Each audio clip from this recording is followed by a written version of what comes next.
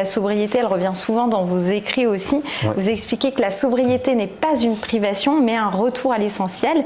Et Viviane, une des membres de la communauté, elle pose une question qui est peut-être un petit peu provocante, mais les hommes avec un grand H sont-ils capables d'adopter cette sobriété dans un monde qui valorise plutôt la consommation, la croissance? Est-ce que c'est compatible, selon vous, avec le système économique actuel qui est basé sur la monétisation et l'expansion?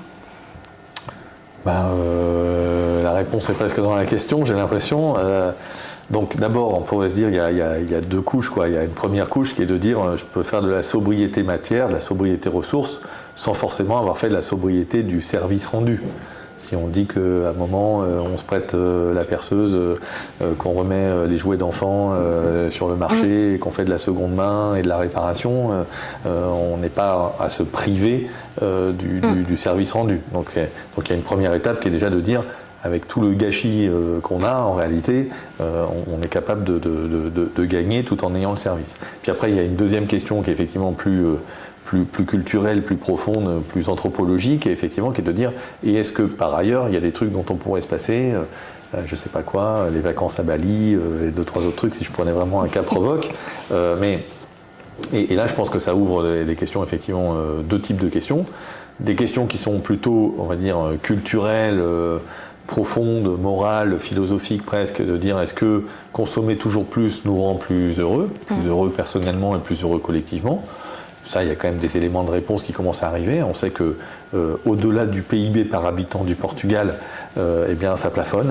La notion de bonheur plafonne, et c'est pas de consommer plus qui nous rend plus heureux.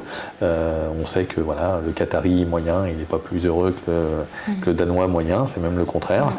C'est parce qu'il y a d'autres mécanismes qui sont des mécanismes de lien social, des mécanismes d'égalité, de moindres inégalités, des mécanismes de projection sur un récit futur positif ou pas pour ses enfants, etc. Donc voilà, ça peut être un premier élément de réponse, c'est que c'est pas forcément le toujours plus qui va nous rendre heureux.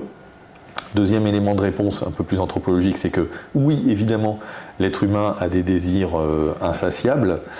C'est le principe de la rivalité mimétique, c'est-à-dire que l'être humain en tant que tel désire pas grand-chose. En fait, il ne désire que ce que désirent les autres. Donc c'est vrai dans tous les domaines. Donc c'est le principe de la rivalité mimétique qui a été un peu théorisé notamment par René Girard. Donc finalement, nos désirs sont un peu créés et les entreprises, oui, avec le marketing, avec la publicité, jouent évidemment de ce désir en disant si tu as une grosse voiture, tu vas voir, ça va être super. Et puis comme ton voisin a une grosse voiture, bah oui, tu as envie d'avoir une grosse voiture aussi, etc., etc. Donc on est pris dans ce jeu-là. Donc ça ne nous amène pas forcément à être plus heureux, ça nous amène à être plus malheureux, ça c'est bien évidemment si on n'a pas pu réaliser cet acte de rivalité mimétique. Mais il faut aussi se dire que face à ce toujours plus, bien sûr, on a tous envie d'avoir un monde d'abondance à notre disposition, avec des robots Optimus de Tesla qui vont nous servir des cocktails dans des bars de luxe, quoi, ok, et puis en plus de devenir immortel tant qu'à faire, hein, ça serait bien. Bon, bah, c'est les vieux rêves de l'humanité. Et en fait, bah, il se trouve que dans la plupart des sociétés humaines peut-être, alors évidemment ces sociétés humaines elles étaient matériellement contraintes, mais il y avait quand même des mécanismes moraux, philosophiques, religieux qui venaient un petit peu compenser ces espèces d'envies effectivement sans limite.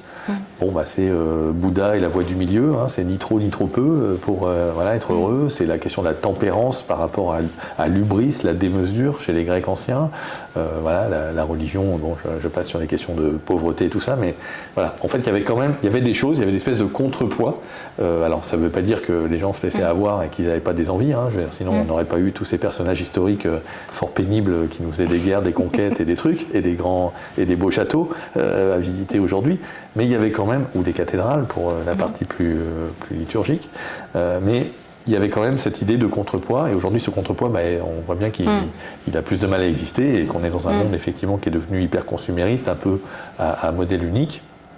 Donc c'est pas Philippe Biwix qui va régler le problème demain matin, ça se saurait.